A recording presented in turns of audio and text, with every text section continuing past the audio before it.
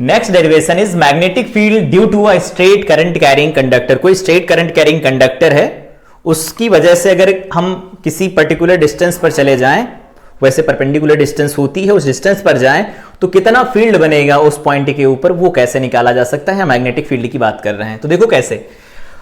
Biot-Savart law तो याद होगा, इसे लिखा जाता है mu naught upon 4 pi I DL vector cross R vector upon R cube, small element की वजह से होता है। ठीक है, हमने यहां पर एक कंडक्टर चूज किया है, कंडक्टर से परपेंडिकुलर डिस्टेंस पर आर पर चले गए और यहां पर एक पॉइंट लिया गया है पी। ठीक है, हमने क्या किया, एक स्मॉल एलिमेंट लिया, क्योंकि बड़े से एलिमेंट के लिए बायो-सावर्ट लॉ वैलिड नहीं है, तो स्मॉल एलिमेंट लिया, सपोज वो डीएल है। तो हमने क्या किया, यहां इस रेफरेंस लाइन से फाई एंगल पर डी फाई का एक छोटा सा एलिमेंट लिया जो कि है डीएल। ठीक, यहां पर फाई 2 ऊपर फाई 1 नीचे बन रहा है यहां पर। ठीक है, फाई 1 फाई 2 बन रहे हैं, ये फाई 1 है और ये फाई 2 है। ठीक, इस तरह से बन रहे हैं। अब हमें करना क्या है, हमें करना ये है कि अगर ये r है, ये l है, तो हमने कहा ये x है, अप्रोक्सीमेट x ही रहेगा, क्योंकि ये जो dl होता है वो बहुत छोटा होता है। dl का मतलब बहुत छोटी वैल्यू, बहुत छोटी वैल्यू मतलब दोनों बराबर बराबर। ठीक, अगर ये फाई है 90 है तो ऊपर वाला 90 माइनस फाई होगा, तो यहां ऊपर जो लिखा जाएगा वो 90 प्लस फाई होगा, कोई दिक्कत नहीं है।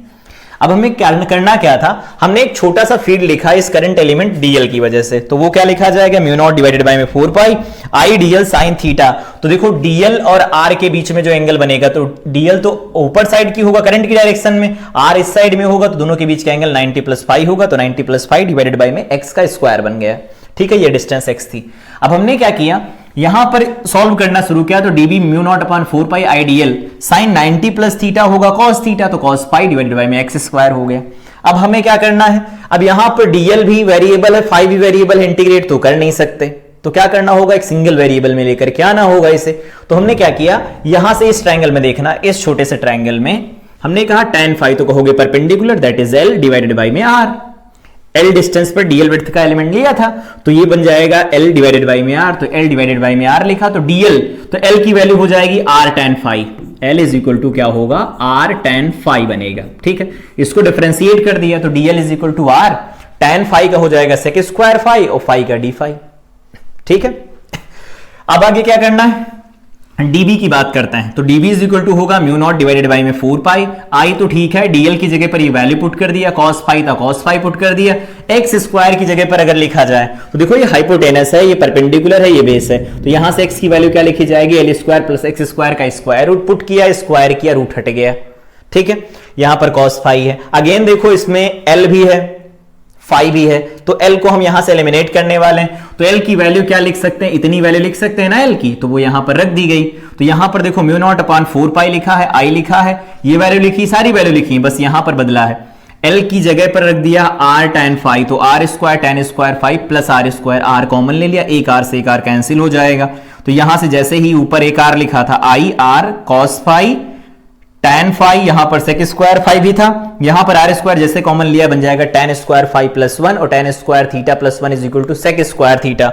ये बन जाएगा सेक स्क्वायर थीटा, मतलब सेक स्क्वायर फाई और सेक स्क्वायर फाई कैंसिल हो गए। अब हमारे पास फाइनल फार्मूला ये निकल के आया, तो हमारे पास बचा mu naught upon 4 pi I by R cos phi D phi, हमको इंटीग्रेट करना है, तो हमने क्या किया, फाई 1 से लगा करके फाई 2 तक इंटीग्रेट कर दिया, इसे फाई 1 से लगा करके फाई 2 तक इंटीग्रेट कर दिया, फाई 1 से लगा करके फाई 2 तक। तो फाई 1 से देखो रेफरेंस लाइन ये है, एंगल हमने यहां से ऊपर की तरफ लिए, ये एंगल डाउनवर्ड डायरेक्शन में है, तो हमने क्या किया, इसको माइनस फाई 1 से लगा करके फाई 2 तक इंटीग्रेट कर दिया, तो यहां पर माइनस फाई 1 से फाई 2, तो माइनस फाई 1 से फाई 2 की लिमिट लगा दिया, cos phi D phi, cos phi का होता है साइन फाई, तो साइन फाई हो गया, माइनस फाई 1 से फाई 2 है,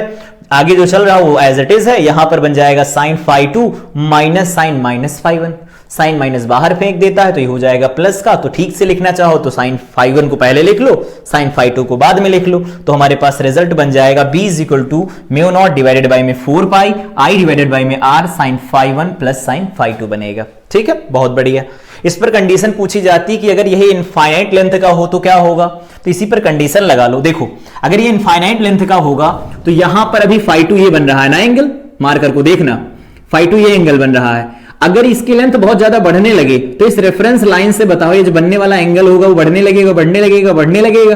एक टाइम ऐसा आएगा कि जब ये वाला एंड इंफिनिटी की तरफ अप्रोच करेगा तो यहां पर जो बनने वाला एंगल होगा दैट इज फाई 2 वो 90 की तरफ अप्रोच करेगा, फिर से रिपीट करते हैं, यहां पर ये एंगल बन रहा है, ये वाला एंगल बन रहा ना फाई 2, तो फाई 2 है, तो जैसे जैसे लेंथ बढ़ती जाएगी ये एंगल अप्रोच करेगा, देखो 90 की तरफ अप्रोच करेगा,